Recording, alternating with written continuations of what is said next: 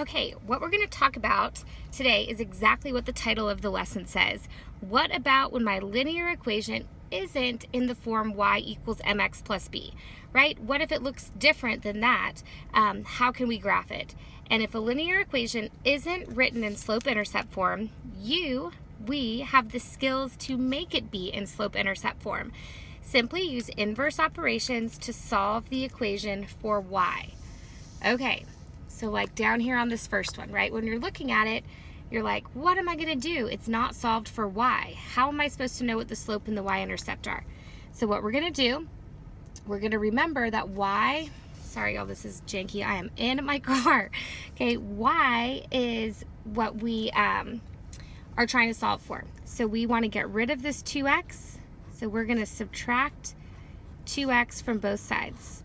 Okay, I'm doing that because I want that to cancel. So now what I'm left with is y equals 4x minus 2x is 2x minus 5. Now it should be really obvious, right? That our slope is 2 over 1 and our y-intercept is negative 5.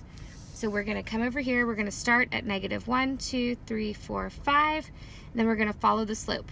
Rise 2, run 1, rise 2, run 1, rise 2, run 1, rise 2, run 1, rise 2, run 1, connect them, and that is our line.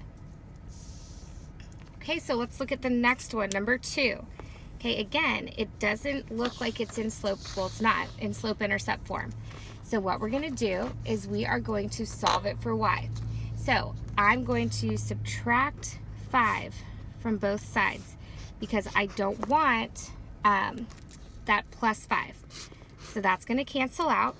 And what I'm going to be left with this time is y equals negative 2 over 3x, and then 9 minus 5 is 4.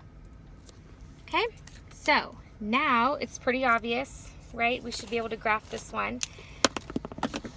I just dropped my pen on the floor. Okay, where the slope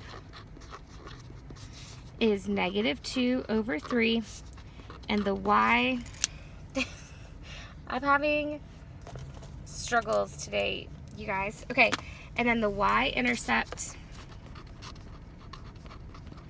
is 9 minus 5 is 4. Okay, so now what we're going to do is we are going to start our graph on 4. 1, 2, 3, 4. And we're going to follow the slope down 2 over 3. So down 2 over 3, down 2 over 3, or up 2 over positive 3. And there's our line. So why don't you guys try this last one on your own? Okay, so pause the video, come back, and then we'll see if you got it right. Okay, so we have to solve this one for y.